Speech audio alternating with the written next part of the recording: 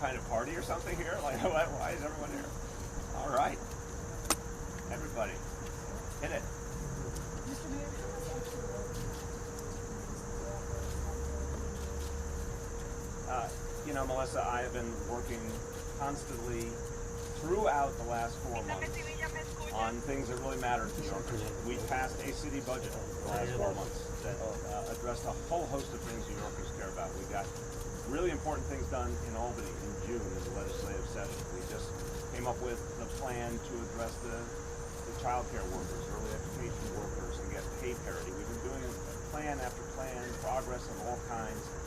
I think everyday New Yorkers get it. I think the insiders like to talk about it a certain way, but everyday New Yorkers see things happening all the time. You're seeing a lot more over the next 2 years, 3 months, and 11 days. How much did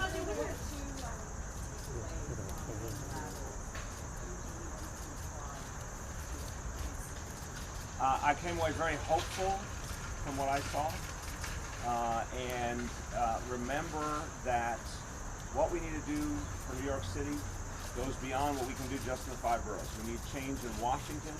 We need an infrastructure plan if we're going to fix the challenges New York City has. We need funding for mass transit. We need money that will actually help us solve the problems of public housing. Billions more. I think the American people are ready for big change. And I think this could be an election that actually produces great results in terms of what New York City needs.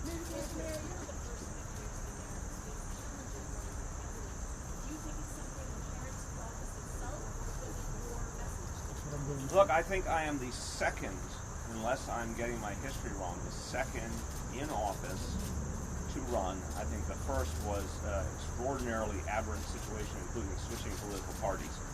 So, no, and I look, as I've said today earlier, I feel very, very good about this campaign. I wish I could have started early, but the reality is there were a lot of things that I had to do here first. So, no, I don't think it says anything about a bigger future. Mr. Mayor, though, was it random politics or the messenger that made your campaign never get off the ground? Again, I think in a field of 20-something candidates, you know, it's hard to understand exactly what happened in the course of the campaign. You know, it's a long way to go to see what will happen ultimately. I feel very good about the message. I feel that people want progressive change. They want to focus on the needs of working people.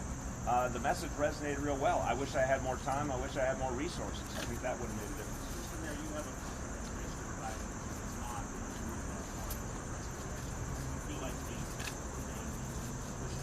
Oh yeah, I think more than just the other candidates, I think the electorate is going to push him in that direction. I mean, to be fair, he has moved on some policies already. I think because there's so much progressive energy in the party, you've probably seen him go farther on climate and on healthcare and some other issues than he might have on his own. But look, it's September. There's no one voting until February. I think you're going to see immense pressure on all the candidates to address these concerns. People want real change, and they are going to demand it, definitely.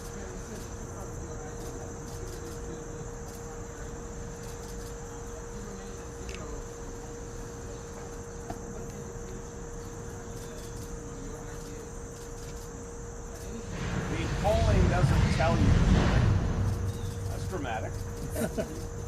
Everything is secure. The polling doesn't tell you what's going on in the debate over ideas and issues. It just doesn't. It talks to you about a horse race, which is bluntly really superficial. The fact is, if you watch those debates, I'm proud to have been one of the people pushing the whole party to go farther on healthcare, to focus more on the needs of working people and labor unions. It does matter. And I make this point about Biden.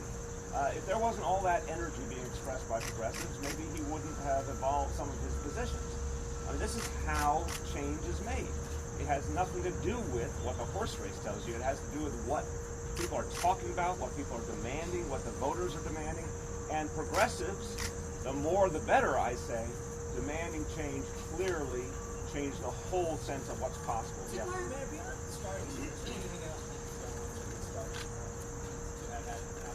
Look, I'm not going to be Monday morning quarterback on Friday morning. I think I am convinced that one of the things we're learning for this election is these election cycles are stretching out more than we've ever seen in our lives, and earlier is better.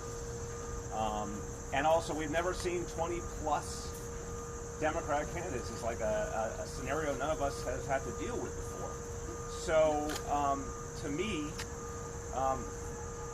I think that the message, I have no doubt in my mind, this is where the party is going. I think more and more this is where the American people are going. I think time matters a lot. Resource matters a lot, obviously. And I'm not someone who came into this with a huge amount of resources. But I still feel good about it. Mr. Mayor, thanks a lot.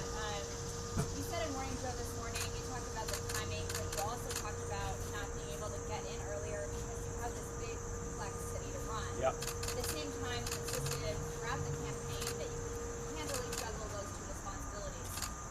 Did that end up turning out to be a lot more harder than you expected, or? No, there's a seasonal reality that's just the truth of governing New York City. What are the big milestones in the year? It's the April 1st state budget, and then in June the city budget and the state legislative session ending. And I was very focused on those three things and making sure that I was convinced they would land the way we needed them to. They did. I could not be more pleased with the city budget. Couldn't be more pleased with what came out of Albany. We got almost everything on our agenda done in Albany. And that was my first responsibility. The second half of the year, there's more flexibility. But I'm convinced that we kept moving our agenda. Again, this is what CEOs have to do. You set an agenda, you set a strategy, you choose the right people, you make sure things are moving.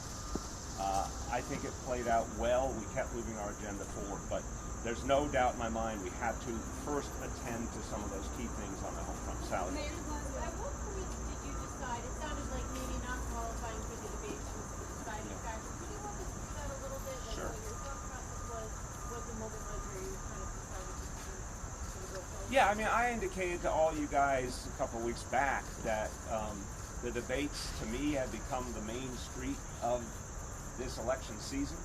That does not mean they're particularly satisfying enterprises. I mean, I think there's a real good question about what the debates should look like in the future, because 10 people debates is just really hard to make sense of for everyone. I assure you, when you're up there, it's hard to make sense of it, and when you're watching, it's hard to make sense of it. I've had both experiences. But they did become the main street of the campaign. And that affected everything. If you were in those, you had much more ability to get your message out and to attract support. And so, to me, it was just clear, you know, I thought there was a chance after not getting into September. I still thought there was a chance to get into October. We saw that with Steve Bullock, didn't get into June, did get into July. You know, it's obviously possible. But as we went over the last few weeks, every day that passed, it got tougher if there wasn't more progress. So it was really the last few days. I mean, I had a fantastic experience in South Carolina this weekend. Really, really happy with it. This Gallivant's Ferry gathering, which goes back to 1873, was like an amazing thing to experience. But we were watching the polling to see if anything was moving, and it just wasn't moving. So in the end, you know, you got to make decisions based on the facts, and sometimes it's just not your time, and that's okay. Last call.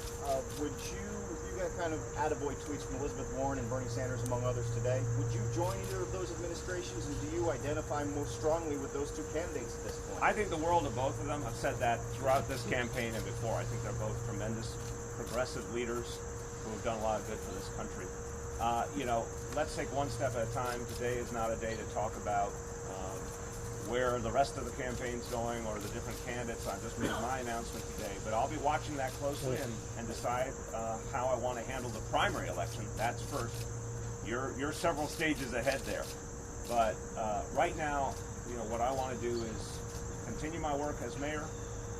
2 years, 3 months, 11 days. And at some point, we'll decide what to do about the primary election. Can you talk about Thanks, your everyone. plan for the Thank you. Any idea for endorsements? Good, guys.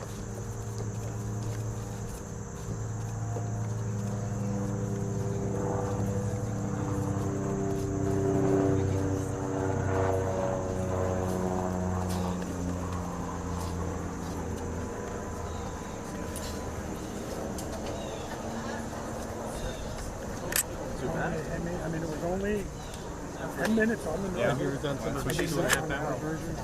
Here's 10 minutes. It won't be tough. 10 minutes. Wow, that's a first. The man is really defeated. Able to grab the chair. Seriously.